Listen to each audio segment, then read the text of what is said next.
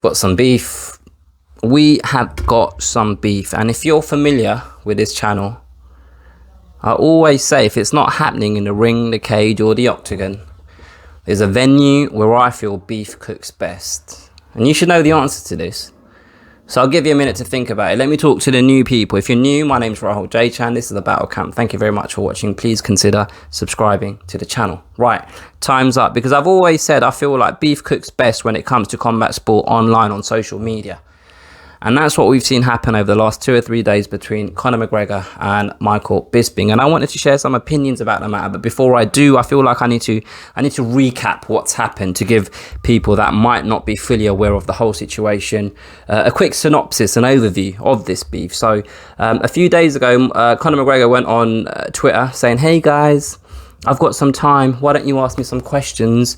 And effectively all started when someone asked Conor McGregor about Michael Bisping's comments on his podcast with regards to tweets that Conor McGregor had sent about DC, because Conor McGregor has been on this tirade about DC over the last few days, and Michael Bisping effectively said Conor McGregor should keep his mouth shut about DC, because if they were to meet in real life, DC would rip him to shreds. And those aren't the exact words, I'm just paraphrasing, but they were words to that effect.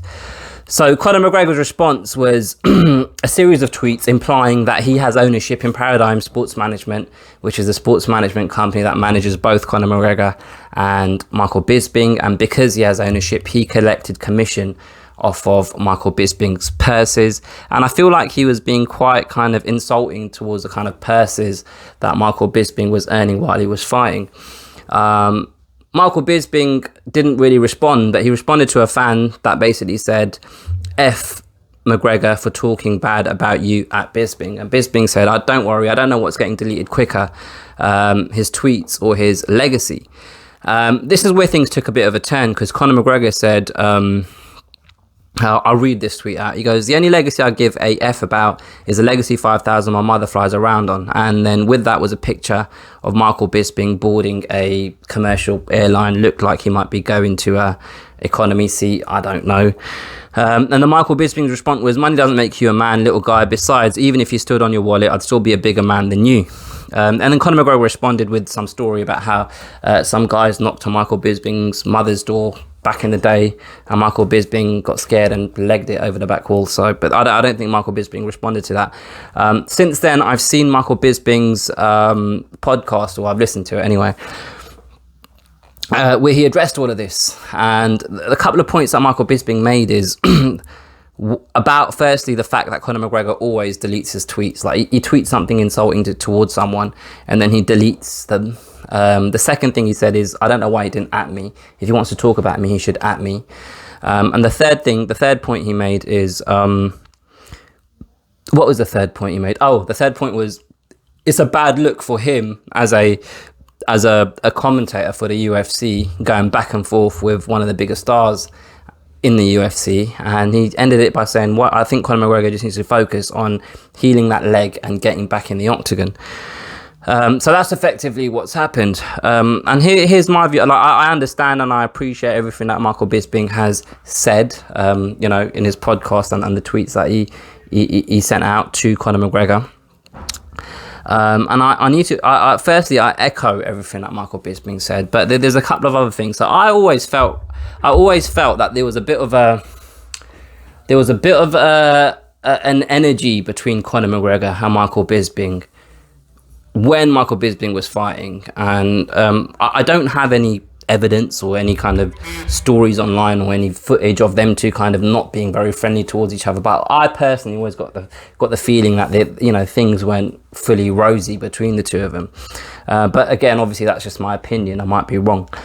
Now, with regards to the stuff that Conor McGregor said, like, I made this point in a previous video, right? I spoke about how Conor McGregor, back in the day, it felt like he knew where the line was between just being funny or being offensive. And I feel like he's lost touch of that so badly now, where he's doing this tweet about Michael Bisping catching a normal flight, and that being a reason for him to kind of, take the mickey out of Michael Bisping. And for the rest of us kind of normal folk, we look at that thinking, yeah, that's not a very good response from our point of view. Do you know what I mean? It just feels like he's out of touch. I'm out of touch. It feels like he's out of touch, but aside from the fact that he's out of touch, you know how they say you shouldn't really believe in like social media. You shouldn't believe what people post on social media. Like Conor McGregor is a prime example of that, because if you go on his Instagram, it's all smiles, it's all fake teeth, it's all yachts, it's all expensive restaurants, it's all Gucci, it's all beaches, it's all just everything, just lavish, nice watches, nice clothes, etc.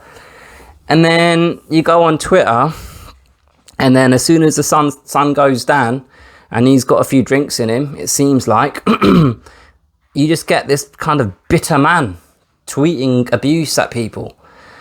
And it's really weird, because they always talk about how if you want to be successful, or successful people don't have time to sit online and be a keyboard warrior and troll other people. And Conor McGregor is, arguably one of the most successful athletes when it comes to any form of combat sports, both inside the ring and outside the ring. And he's, at the moment, just rendered himself to being a keyboard warrior, a troll. And it's a bit of a cause for concern, because, there's fighters that are that they feel bitter towards the game.